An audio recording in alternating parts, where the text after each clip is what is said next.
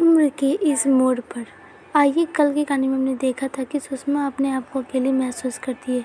उसके जीवन में एक नया लड़का आता है। विशाल ने खूबसूरत से घर में एक पहली मंजिल पर 2 कमरे थे। एक कमरा यश और समृद्धि का स्टडी रूम था, दूसरा एक कमरा गेस्ट रूम था।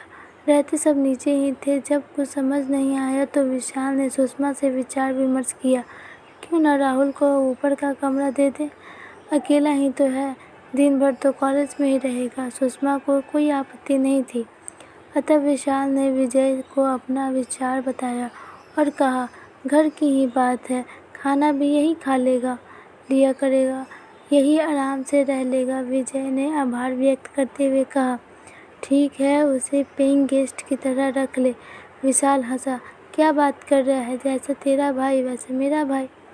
राहुल अपना बैग ले आया। अपने हंसमुख स्वभाव से जल्दी ही सब उससे हिल मिल गया। सुषमा को अपनी बातों से इतना हंसाता कि सुषमा तो जैसे फिर से जी उठी। नियमित व्यायाम और संतुलित खान पान के कारण सुषमा संतुलित देह की स्वामिनी थी। राहुल उसे कहता, कौन कहेगा आप यश और समृद्धि की माँ हैं, बड़ी बहन लगती हैं आप उनकी। राहुल सुषमा के बनाए खाने की, उसकी स्वभाव की, उसकी सुंदरता की दिल खोल कर तारीफ करता। और सुषमा अपनी उम्र के 40वें साल में एक नवयुवक से अपनी प्रशंसा सुनकर जैसे एक नए उत्साह से भर गई। कई दिनों से विशाल अपने पद की बढ़ती जिम्मेदारियों में व्यस्त होता चला गया।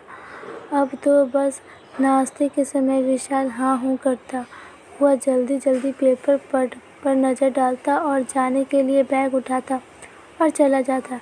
रात को आता तो कभी न्यूज़, कभी लैपटॉप, तो कभी फ़ोन पर व्यस्त होता।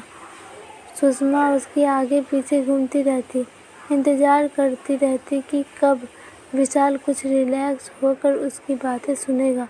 वह अपने मन की कई बातें उसके साथ बांटना चाहती थी, लेकिन सुषमा को लगता विशाल की जिम्मेदारियों का सिलसिला थमने का नाम नहीं ले रहा है। उसे लगता कि एक चातुर अधिकारी के मुखौटे के पीछे उसका प्रियतम कहीं छिप सा गया है। बच्चों का अपना ही रूटीन था।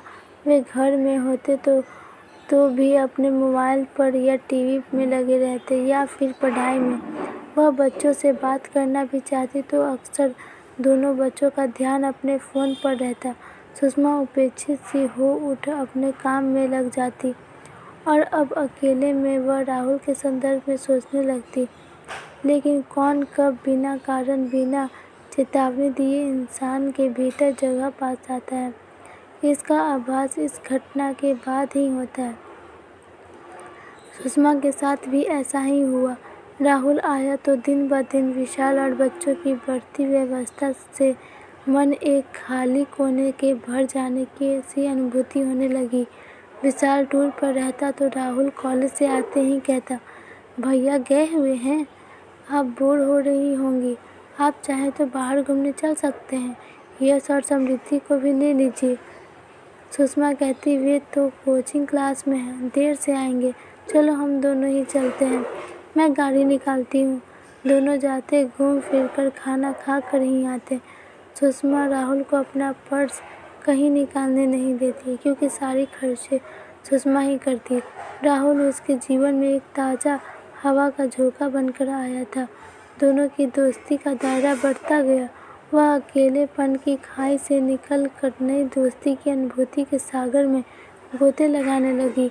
अपनी उम्र को भूलकर किशोरियों की तरह दुगने उत्साह से हर काम करने लगी। राहुल की हर बात, हर अदा उसे अच्छी लगने लगी। कई दिनों से अकेलेपन के एहसास से चाहे अनचाहे अपने भीतर का खाली कोना गहराई से महसूस करती आ रही थी। अब उस जगह को राहुल के साथ ने भर दिया था। कोई भी काम करती तो राहुल का ही ध्यान आता, उसका इंतज़ार करती रहती। वह लाख दिल को समझाती कि अब किसी और का ख्याल गुनाह है, लेकिन दिल क्या बातें समझ लेता है? नहीं, यह तो सिर्फ अपनी ही ज़बान समझता है, अपनी ही बोली जानता है। उसमें जो समा जाए वह जरा मुश्किल से ही निकलता है।